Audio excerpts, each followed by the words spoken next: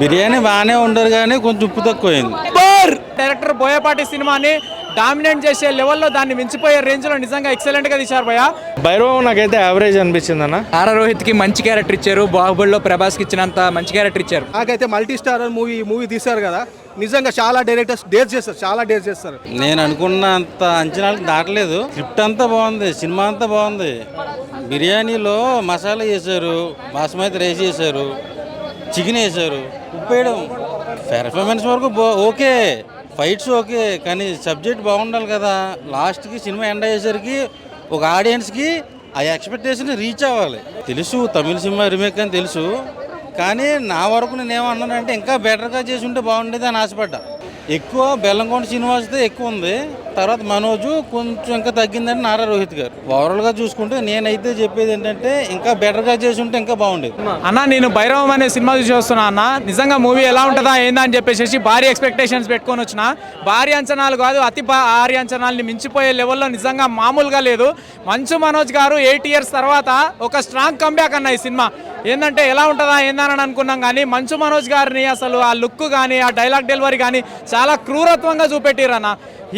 బెల్లంకొండ గారిని అయితే హీరో పరంగా మంచి హీరోకి డామినెంట్ లెవెల్లో బాగా చూపెట్టారు. ఫస్ట్ హాఫ్ మొత్తం సెన్సిటివ్గా చూపెట్టారు. సెకండ్ హాఫ్లో ఏంటంటే ఒక హీరో అని అంటే ఇలా ఉండాలిరా బాబు అని చెప్పేసి నిజంగా ఒక ఊర్రా మాస్ లెవెల్లో చూపించారని చెప్పేసి చెప్పుకోవచ్చు. ముగ్గురు ఏంటంటే ఇంటర్వెల్ ఫైట్ సీన్ ఉంది భయ్య, మామూలుగా లేదు. ఇంటర్వెల్ ఫైట్ సీన్ తోపని చెప్తాయి మూవీ మొత్తం మీద. బ్యాక్గ్రౌండ్ స్కోర్, మ్యూజిక్ పరంగా చూసుకున్నా, సాంగ్స్ పరంగా చూసుకున్నా, డైలాగ్ డెలివరీ పరంగా చూసుకున్నా ఓవరాల్గా మూవీస్ ఎక్సలెంట్ భయ్య. సినిమా చూస్తే ఏంటంటే శివ రామ రాజు అనే రేంజ్లో దాన్ని మించిపోయే లెవెల్లో బాగా తీశారు భయ్య. లాస్ట్ క్లైమాక్స్ సీన్లో ఏంటంటే పూనకం ఫైట్ సీన్ మామూలుగా లేదు. నిజంగా మూవీ ఓవరాల్గా ఎక్సలెంట్ భయ్య. ఇలాంటి సినిమాలు చూడాలంటే డైరెక్టర్ బోయపాటి సినిమాని డామినేట్ చేసే లెవెల్లో దాన్ని మించిపోయే రేంజ్లో నిజంగా ఎక్సలెంట్గా తీశారు భయ్య. ఓవరాల్గా మూవీ మాత్రం ఒక పక్క మాస్ ర్యాంపేజ్ భయ్య.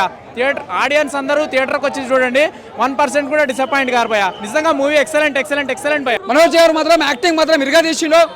బెల్లంకొండ సాయి అన్న హైలైట్ అన్న, నిజంగా చెప్తున్నా. మళ్ళీ ఒక కాంతారా తమిళ సినిమాలో ఎట్లా చేసిరో తెలుగులో మళ్ళీ ప్రూవ్ చేసుకుని యాక్టింగ్లో నిజంగా చెప్తున్నా, హ్యాట్సాప్ చెప్తున్నా. చాలా బాగా వేసిరు. మళ్ళీ నారా రోహిత్ గారు కూడా బాగా యాక్టింగ్ చేసిరు. సినిమా మాత్రం చాలా హైలైట్ ఉంది, ఎక్కడ కూడా బోర్ లేదు. బ్యాక్గ్రౌండ్ మ్యూజిక్ కానీ, స్క్రీన్ ప్లే కానీ, డైరెక్షన్ కానీ తుమ్ములు వేసిపోయింది సినిమా మాత్రం. ఇది ముగ్గురికి క్యారెక్టర్కి సమానం తీసిండు డైరెక్టర్ గారు. ఒకరికి తక్కువ, ఒకరికి ప్రతి ఒక్కరికి మంచిగా తీసిండు. మంచు మనోజ్కి హీరో కమ్ విలన్ క్యారెక్టర్ ఇచ్చారు, రెండు బాగా ప్రూవ్ చేసుకున్నాడు. అసలు ఎక్కడ తగ్గలే, ఫ్రెండ్ మీద ప్రేమ తగ్గలే, స్వార్థం తగ్గలే, ఎక్కడా తగ్గకుండా మంచు మనోజ్ బాగా యాక్ట్ చేశాడు. బెల్లంకొండ శ్రీనివాస్ మాత్రం నలిగిపోయాడు. మ్యూచువల్ ఫ్రెండ్ ఎంత నలిగిపోతాడో ఇద్దరు ఎదల మధ్యలో అన్నట్టు నలిగిపోయాడు, కానీ ఎక్కడా కూడా తగ్గలేదు. ముగ్గురికి సేమ్ ఎలివేషన్ ఇచ్చాడు. క్లైమాక్స్కి వచ్చేదాకా ఎవరి క్యారెక్టర్ని తగ్గించలేదు, ఎవరిని బ్యాడ్ చేయలేదు. ముగ్గురిని కరెక్ట్గా క్లోజ్ చేశాడు క్లైమాక్స్కి వచ్చేటప్పటికి. అంతా కూడా నెంబర్ 1గా తీశాడు. ఎక్కడా బోర్ కొట్టకుండా మధ్యలో 3 songs ఉన్నాయి. 3 songs కూడా మ్యూజిక్ డైరెక్టర్ నాకు అంత ఐడియా లేదు, కానీ నెంబర్ 1గా ఉన్నాయి. గిచ్చుడు సాంగ్ ఒకటి ఉంది, శంకర్ గారి కూతురు అంతలా గిచ్చుకుంటుందని ఎవరు ఎక్స్పెక్ట్ చేయరు. రీరిలీజ్ చేసుకోవచ్చు పోయా. 2 సినిమాలు చూడరా, 3 ఉన్నాయి.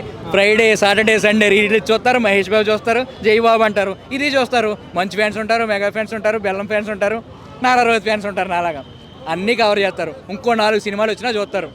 సినిమా లవర్స్ ఎప్పుడు సినిమాలు చూస్తూనే ఉంటారు. కామెడీ అంటే చిన్న సీన్లు పెట్టాడు, ఎక్కువ పెట్టలేదు. మోర్ యాక్షన్ మీదే కాన్సన్ట్రేట్ చేశాడు. మధ్యలో బోర్ కొట్టకుండా సాంగ్స్ పెట్టాడు. సాంగ్స్ చాలా బాగున్నాయి.